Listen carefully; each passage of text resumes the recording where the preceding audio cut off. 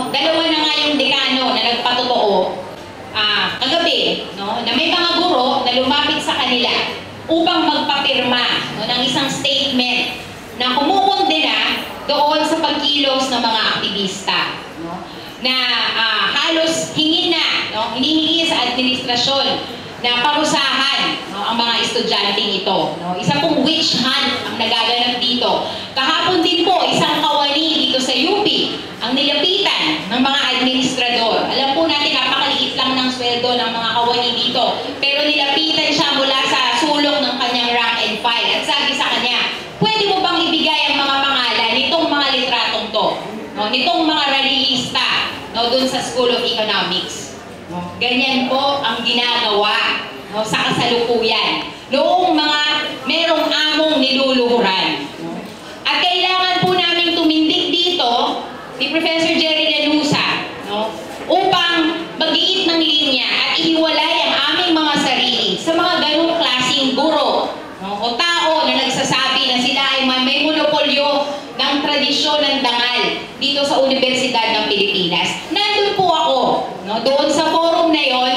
Kinailangan ko lang umalis ng halos 5:15 in the afternoon. Naghintay po ako ng isang oras para mapanood sana si Secretary Abad. Sana gusto kong sabihin sa kanya, gusto kong makipagdiskurso sa kanya dahil hanggang sa kasalukuyan, pinipilit niya na yung DAP daw ay nakatulong sa economic growth, no, ng Pilipinas. Gusto ko sanang sabihin sa kanya, Abad, alam mo, yung 175 billion na DAP, no, in absolute terms, napakalaking halaga noon. No? Pero sa totoo lang, kahit kanino ang ekonomista magtanong, wala pa yung 0.6%, no, ng GNP, no, ng ating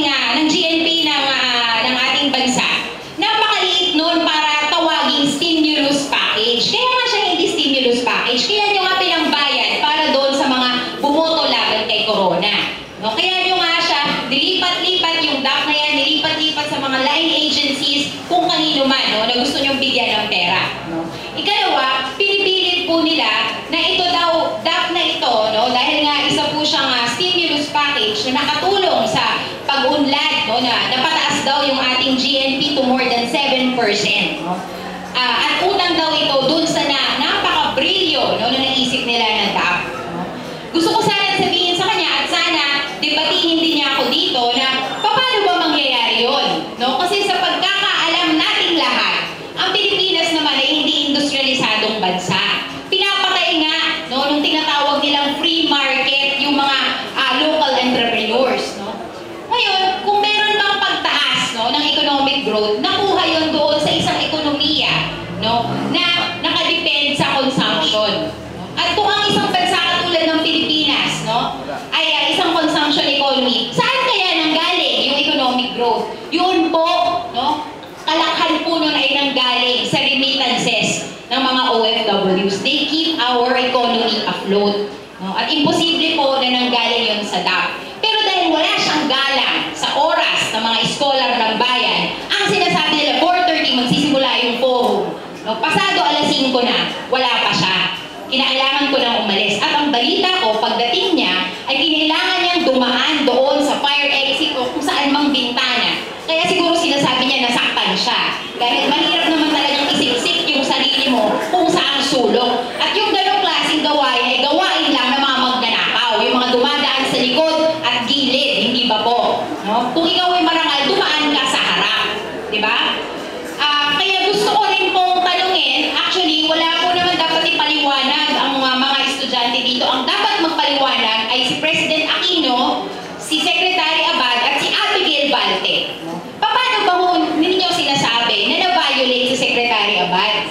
Paano nyo ba sinasabi na nabiktima sila ng mga estudyante na nagprotesta nun? Samantalang kayo yung may monopolyo ng kapangyarihan. At sa matagal na panahon, yung monopolyo ng kapangyarihan nyo ay ginamit nyo lang, no? Para makapagnakaw sa sambayanan at gamitin para pagtakpan, no, itong mga ganitong ginagawa nila. Kaya po, nandito kami para ipabatid, no, sa mga estudyante na bagamat may ganong nagaganap, no, na political repression, na witch hunting sa panig ng mga guro at administrador dito sa UP. At kung meron man po itong chilling effect, no, sa mga estudyante na kasalukuyang nadidiskubre ang kasaysayan ng Pilipinas at yung pangangailangan, no, na palayain ang sambayanan. Nandito po kami upang ipakita na kailangan po natin itong tindigan. Hindi lang po isang bangungot o masamang panaginip ang martial law. Totoo po itong nangyari. At totoo rin po na ito ay tinindigan, no, ng mga scholar ng bayan kasama ang mga magsasaka, ang mga manggagawa sa buong kapuluan. At bilang anak ng martial law, no, kami po dito ay mga anak na ng martial law. Kami po rin ay mga aktivista at minsan po sa buhay namin ay tinuruan po, no, kami ng kilusan, no, na hindi po tayo basta-basta luluhod sa kapangyarihan. We shall not bow down to political repression. We shall not bow down to injustice. We shall not bow down to exploitation. Yan po ang mensahe na gusto nating iparating sa administrasyon at sa rehimeng Aquino. Alam po namin na kasalukuyan nag-iisip kayo ng kung ano-anong pamamaraan upang sikilin ang aming laya. Galit na galit kayo sa aming laya. Galit na galit sila sa ating laya.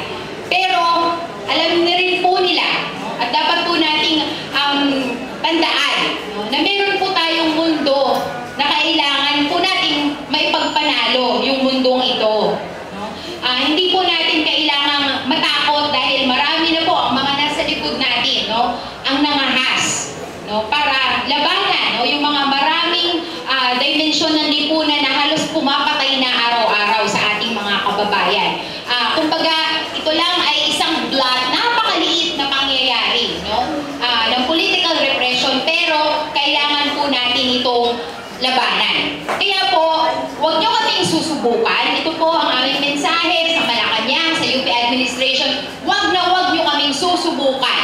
Dahil alam na alam nyo na matagal na kaming sumusubok na